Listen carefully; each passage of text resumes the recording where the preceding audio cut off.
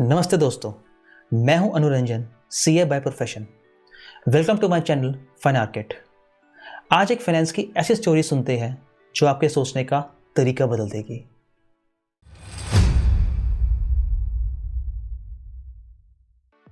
अगर मैं आपको बोलूं कि वो डिजिटल गोल्ड जो आप एक ऐप पर बटन दबा के खरीद लेते हैं, जिस पर आपने एसआईपी बना रखी है, जिस पर आप भरोसा करते हैं, वो किसी भी फाइनेंशियल रेगुलेटर के अंडर नहीं आता, not even SEBI, not even RBI. तो कल को कोई प्लेटफॉर्म बोले कि भाई गोल्ड खत्म, तो आप क्या करोगे? आज की स्टोरी शायद आपके गोल्ड देखने का नजरिया बदल दे।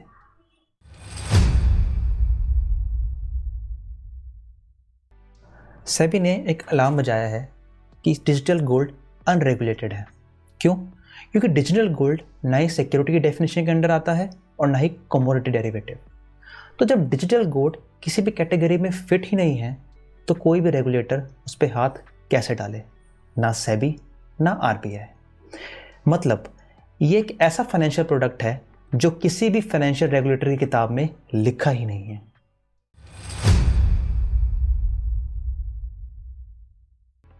जब आप एक ऐप ओपन करके बाय डिजिटल गोल्ड पे क्लिक करते हो, तो आप एक्चुअली कर क्या रहे हो?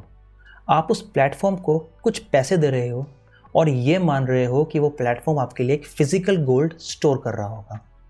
पर सबसे बड़ा सवाल ये है कि क्या वो प्लेटफॉर्म सही में आपके लिए फिजिकल गोल्ड स्टोर कर रहा होगा?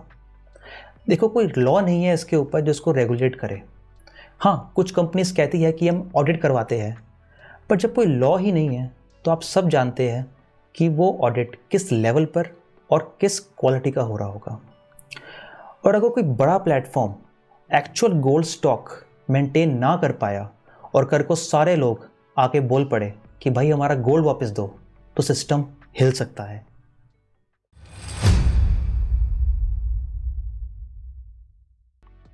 तो अगर डिजिटल गोल्ड का मार्केट अनरेगुलेटेड था, तो ये इतना बड़ा कैसे हुआ? इसको समझने के लिए हमें जाना पड़ेगा 2012 में। एक कंपनी थी ऑगमोंट। उन्होंने सोचा कि क्यों ना गोल्ड को डिजिटल तरीके से बेचा जाए। उस टाइम पे सिर्फ दो ही तरीके थे, या तो फिजिकल गोल्ड या फिर gold ETF. But physical gold में स्टोरेज रिस्की था और गोल्ड ईटीएफ में टैक्स और डीमेट अकाउंट का झंझट, और स्मॉल इन्वेस्टर्स को ये बिल्कुल पसंद नहीं था।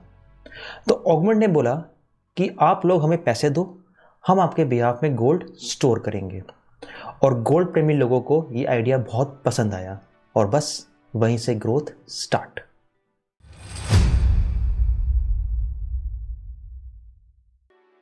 और फिर मार्केट में एंटर किया एमएमटीसी, इंडिया का सबसे बड़ा गोल्ड रिफाइनर। तो एमएमटीसी ने पार्टनरशिप की काफ़ी सारे प्लेटफॉर्म्स के साथ, जैसे कि फ़ोनपे और पेटीएम। और इस पार्टनरशिप से प्लेटफॉर्म्स को भी काफ़ी फ़ायदा हुआ। पहला सबसे बड़ा फ़ायदा, आरबीआई ने 2017 में वॉलेट केवाईसी रूल्स काफ़ी स्ट्रिक्ट कर दिए थे और डिजिटल गोल्ड अभी भी केवाईसी फ्री था। तो प्लेटफॉर्म ने सोचा कि क्यों ना डिजिटल गोल्ड को भी अपने प्लेटफॉर्म पे लिस्ट कर दिया जाए। यूजर्स को आसानी और प्लेटफॉर्म को मिली यूजर्स की रिटेनिंग पावर।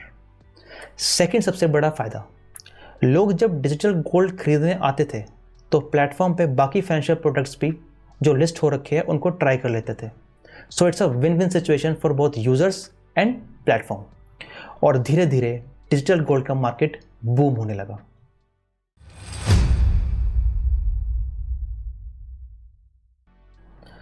दो 2021 आते आते डिजिटल गोल्ड का मार्केट 5,000 करोड़ के आसपास हो गया था। पर एक अजीब सी चीज़ पता चली कि 85% लोग अपना गोल्ड कभी रिडीम करते ही नहीं है। तो मतलब क्या? अगर प्लेटफॉर्म के पास गोल्ड रिजर्व कम भी हुआ तो किसी को पता ही नहीं चलेगा। देखिए, मैं ये नहीं कह रहा कि डिजिटल गोल्ड एक फ्रॉड स्कीम है, लेकिन अगर रिजर्व कम हुआ और नए बायर्स के पैसे से ओल्ड रिडेम्पशंस होने लगे, तो पैटर्न बिल्कुल फ्रॉड स्कीम जैसा ही है और बिना ऑडिट के ये कभी पता भी नहीं चलेगा। तो रिस्क तो है, और रेगुलेटर को ये बात तब समझ आई जब डिजिटल गोल्ड का मार्केट बहुत बड़ा हो चुका था।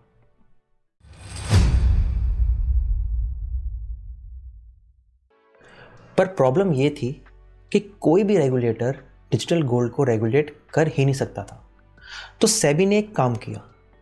सेबी ने अपने रेगुलेटेड प्लेयर्स जैसे कि स्टॉक ब्रोकर्स को बोला कि डिजिटल गोल्ड ऑफर ही मत करो और रेकमेंड भी मत करो। डिजिटल गोल्ड बैन नहीं किया पर अलाउ भी नहीं किया, इसको एक ग्रे जोन में रखा। और इसी ग्रे जोन में डिजिटल गोल्ड का इंडस्ट्री 13,800 करोड़ का बन गया।